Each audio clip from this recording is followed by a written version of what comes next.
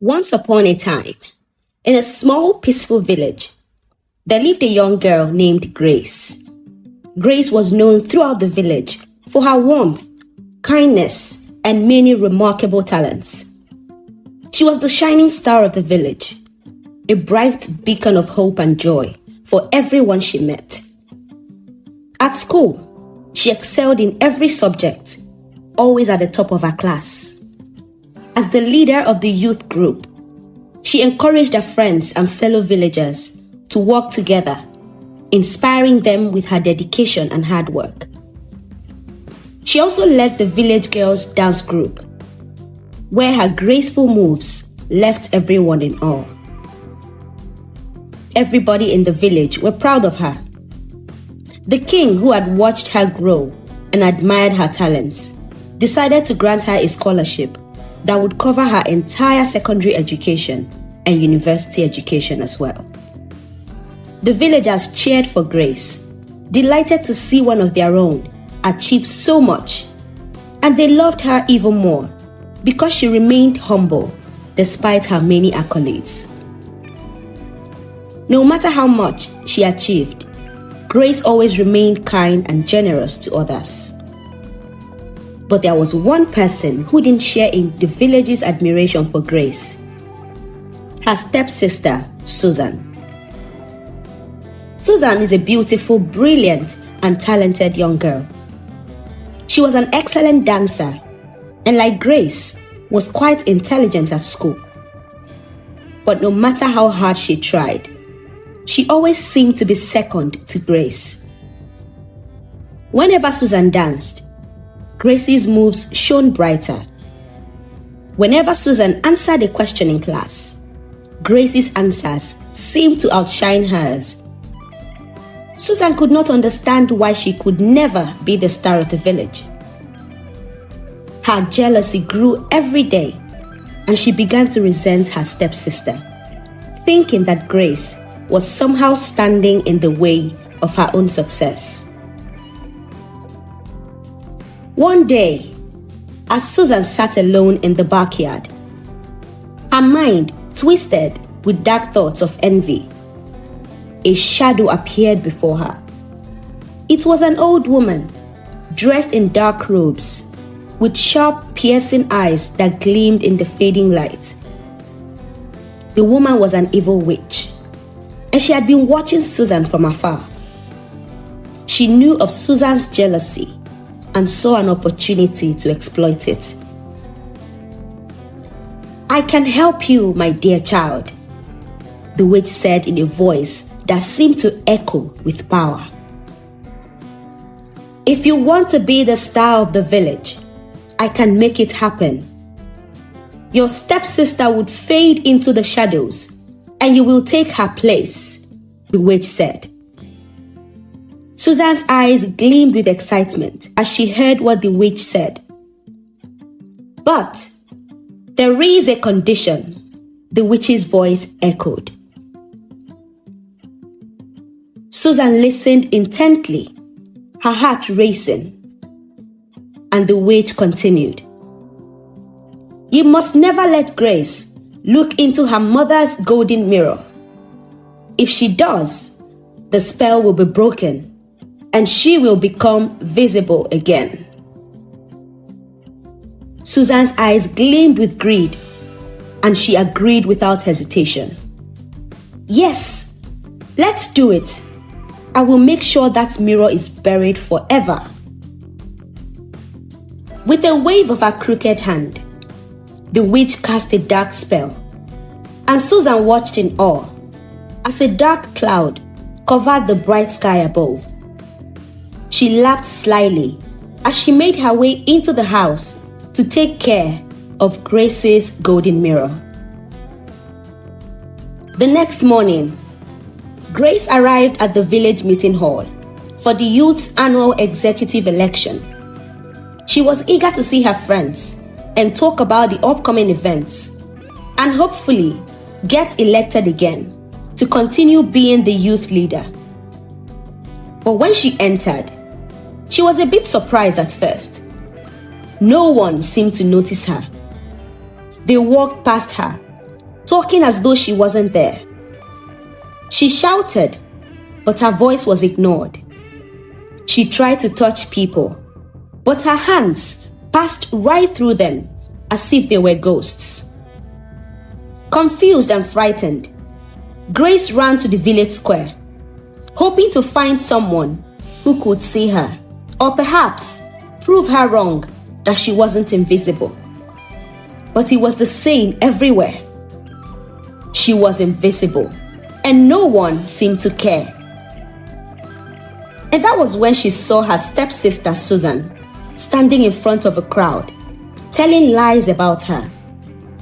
Susan told the crowd that Grace had eloped with a wealthy merchant the night before. The villagers who had once loved Grace were shocked and saddened. They started whispering amongst themselves, their trust in Grace fading away. Grace's heart broke as she realized what was happening. She ran back home, tears streaming down her face, desperate to see her reflection in the golden mirror her mother had given her. But when she reached her room, the mirror was gone. Panicked, she ran to the village river, hoping to catch a glimpse of her reflection in the water. But all she saw was a thin, shadow-like version of herself, as though she was nothing more than a wisp of air. For weeks, Susan basked in her newfound glory. She became the new youth leader and grew arrogant and selfish. The villagers, however, began to see her true nature. She was not the warm, kind-hearted person that Grace had been.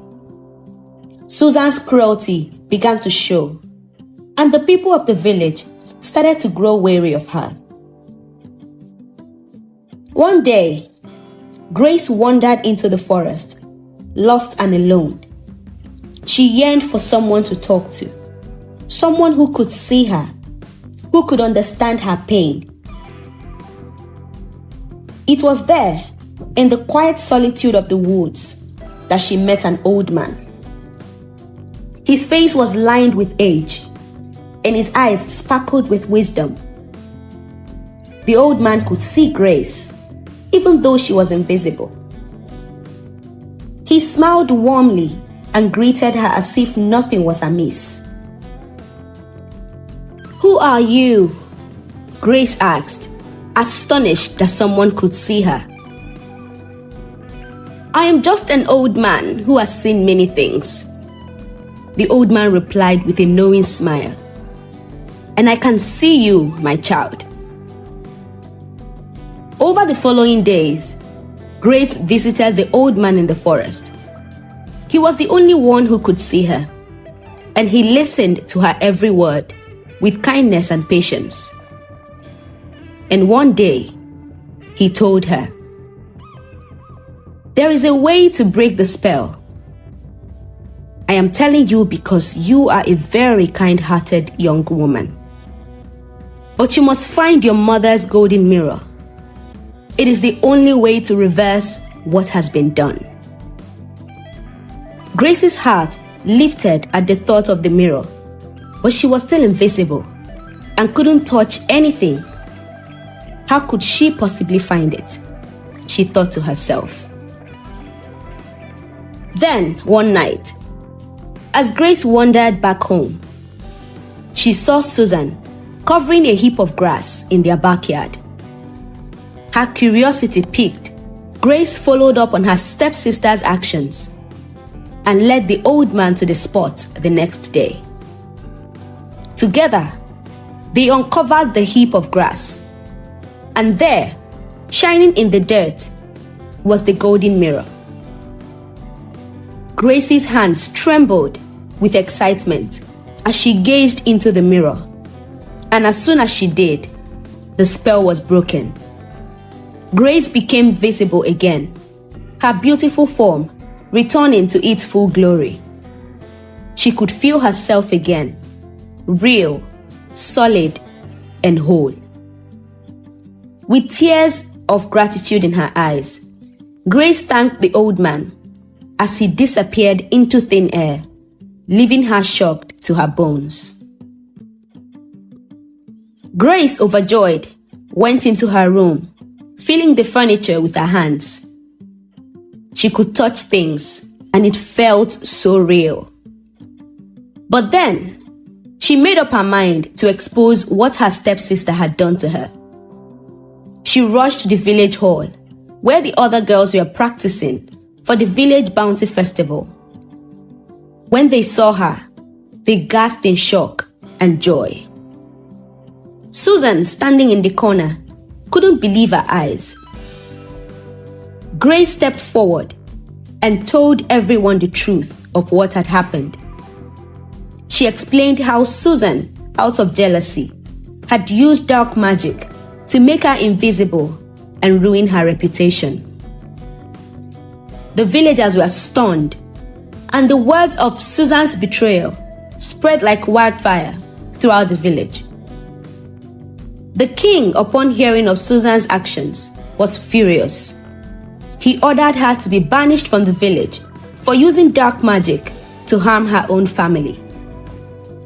Susan was cast out, and she was never to be seen again in the town of Eze.